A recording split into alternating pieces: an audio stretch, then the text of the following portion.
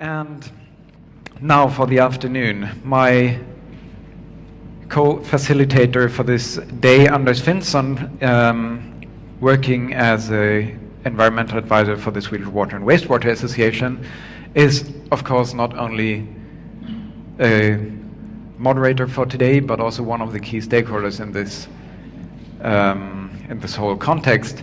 And you will show us a bit more about how the water sector contributes to this problem, or the solutions are there. Yeah. Thank you. The problems and the solutions, maybe Nikolai. Okay, thank you very much. And yes, the water sector's contribution to reducing pollutants by pharmaceuticals. And I would like to start with the main track of the Swedish environmental policy, and that the Swedish environmental goals decided by the Swedish Parliament. And at the top of this pyramid, we do have the generation goal. The overall goal of the Swedish environmental policy is to hand over to the next generation a society in which the major environmental problems in Sweden have been solved. And with the very important addition a few years ago, without increasing environmental and health problems outside Sweden's borders. So that is really in focus of today's discussion, I think. And under this level, we have the next level, and there we find the Swedish environmental objectives, which are 16 in numbers.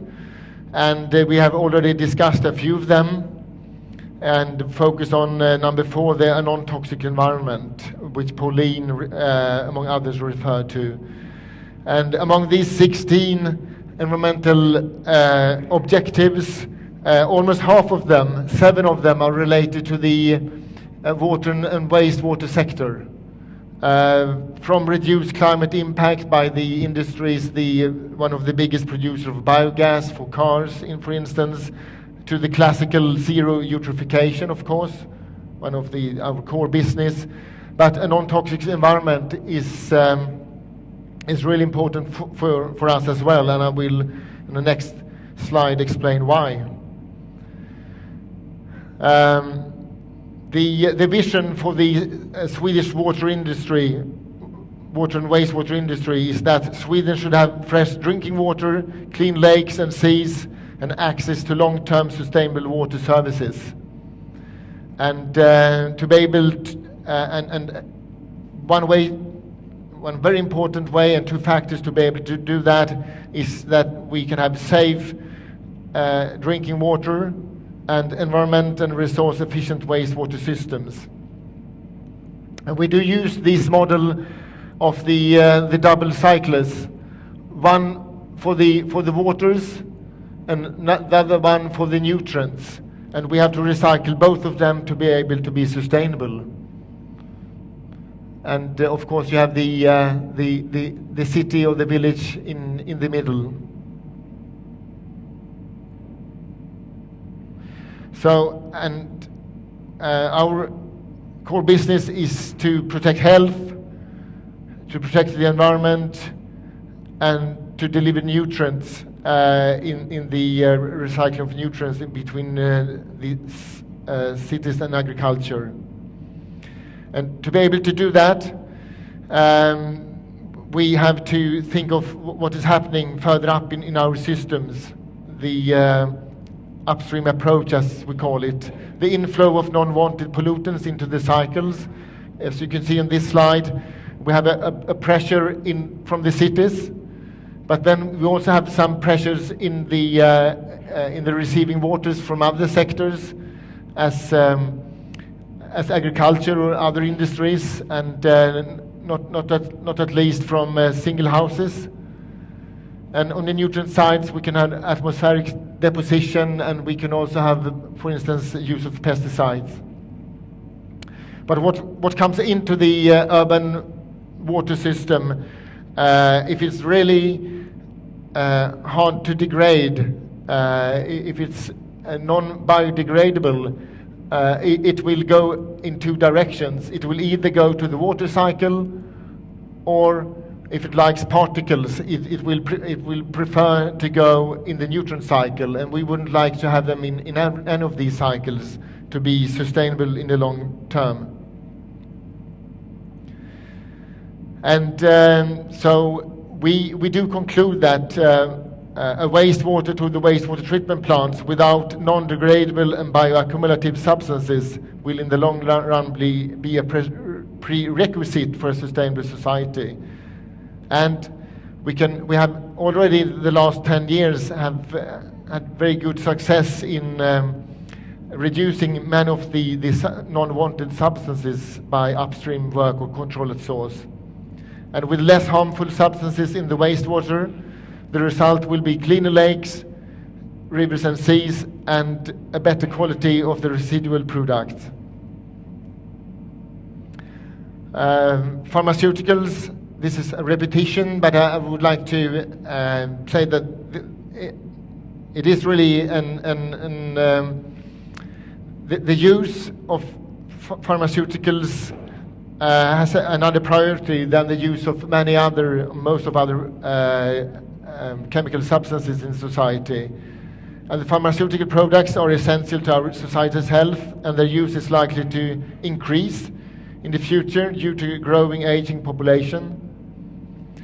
And it's really important to bear in mind their ability to interact with biological processes. That's their core business, so to speak.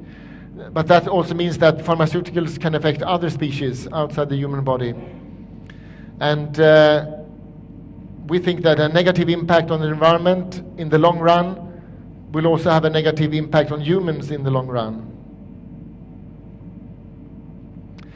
To solve this challenge, we are convinced that there is and to solve it in a sustainable way, we are convinced that there are two necessary parallel tracks: upstream work and development of advanced wastewater treatment technology.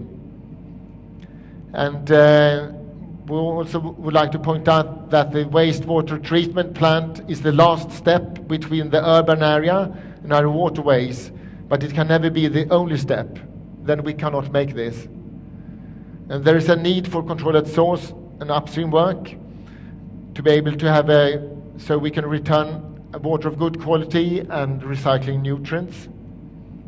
And we think in the focus we must have a wise use of pharmaceuticals. That should always be at the center of the discussion. Regarding control at source, we can have a long list. And the list is from all the design and production of the tablet to the use and the excretion to the toilet. So from tablet to toilet approach. From design level, development of green pharmacy, as Bengt mentioned. Many of you have been through this today in a very exciting way, and a lot of engagement on authorization level, the post-authorization level, as Bengt mentioned. We have procurement and the marketing level, as Pauline mentioned. And on the hospital level, in general, the pharmaceuticals are mostly eaten and excreted at home, but some specific substances as the last possibility of antibiotics of these clinics or departments at the hospitals, there may be a good choose to have special treatment there, to not have the mixture of these antibiotics and the antibiotic-resistant bacteria from these same patients. We have also the healthcare professionals level, prescriptions and training. Household level, make consumers and patients more responsible, both on which kind of OTC which kind of the OTC medicines are used, and what to do with in take-back schemes with old pharmaceuticals. And then, of course, the wastewater treatment plant level. But our point is that the wastewater treatment plant level is that's the last one before the water enters the nature again, but it can never be the only one. The energy use increases. There are several different investigations, and it's quite a broad range, but maybe in between 2 to 10 times compared with the current treatment technologies. And we think it's very important to weigh the need for wastewater treatment plant efforts with other environmental objectives, such as energy and climate change. We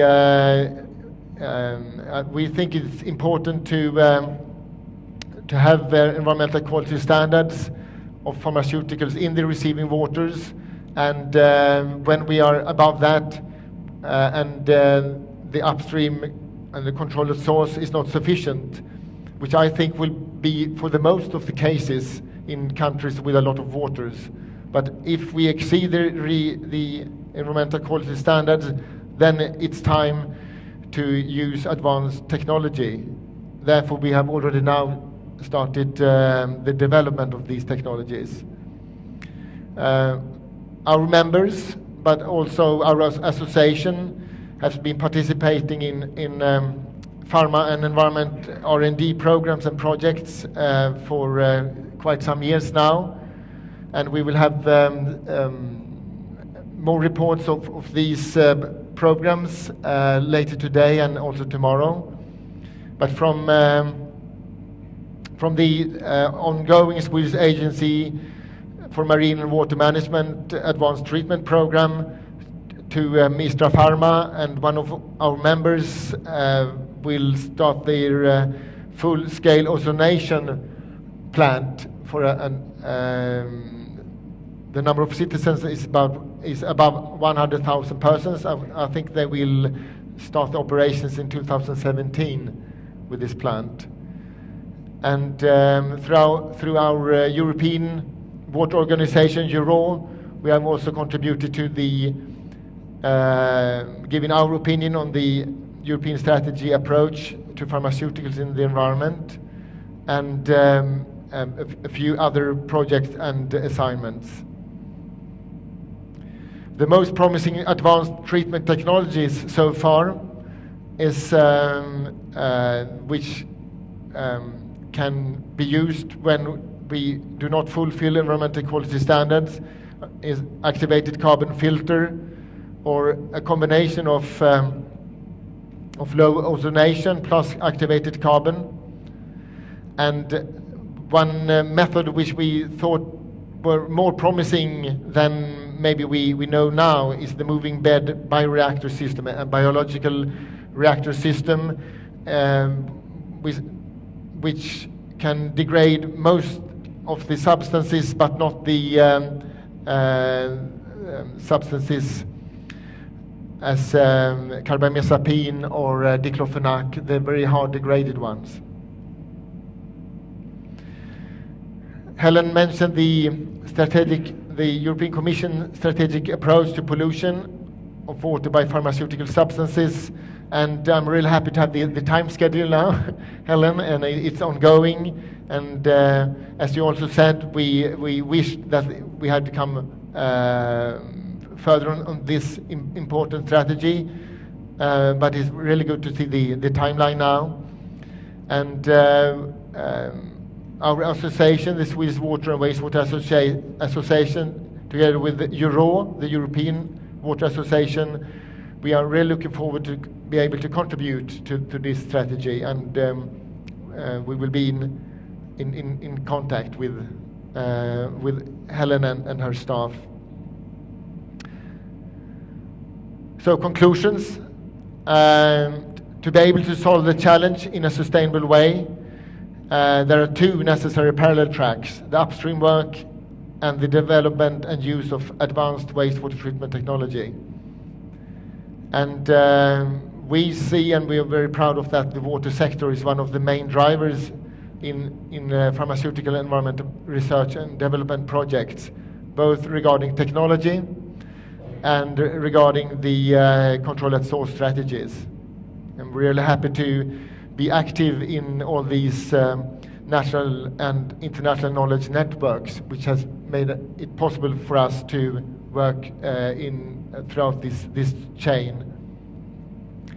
And we also know that the European approach to pollution of water by pharmaceuticals will be very important and crucial for the future European waters.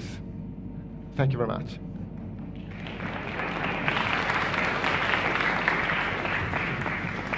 Thank you, Anders. Before you get ready, or you get ready for your question, I have one clarification. If we need to prioritize which treatment plant is in most need for this advanced technologies due to the restrictions that you mentioned, how exactly would you suggest to find these priority treatment plants? I suggest that we. I just told Helen in the coffee break that Sweden adopted has already adopted EQS for 3 pharmaceutical substances: the diclofenac and the beta-ethinyl estradiol and the alpha-ethinyl estradiol. And EQS is environmental quality standard. So we already have a national standard there. So we should go out, monitor, and come back and see where do we not fulfill the standard, and then to see how long can we come with upstream approach, and when is it necessary to also have advanced treatment. Okay, thank you. But I could see medium range, big cities with a small river or a stream only, where maybe most of the water is wastewater during summertime. That's where you should start. Okay, thank you. Yeah, exactly. Like just yes, outside. yes. This is my hometown. Yes, and that is why Linköping has started with the receiving water Stångån, which maybe is 60% wastewater, or 70% in the summertime. Okay. Any other questions to Anders? There, Helen, yes.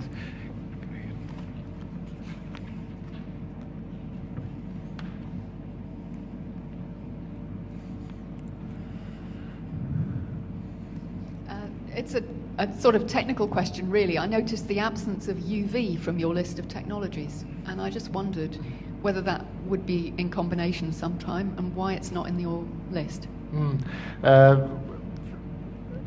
It's a very good question, and we were also interested in UV, ultraviolet radiation treatment some years ago, and we also included this in a research program in the which was hosted by the Stockholm Water Company in 7, 8, 10 years ago. But we couldn't find, we had to put in so much energy to have the same effect as when we use low dose ozonation. And so after these medium, were quite big pilot studies, we abandoned that technology. Any other? There's one more question, yes.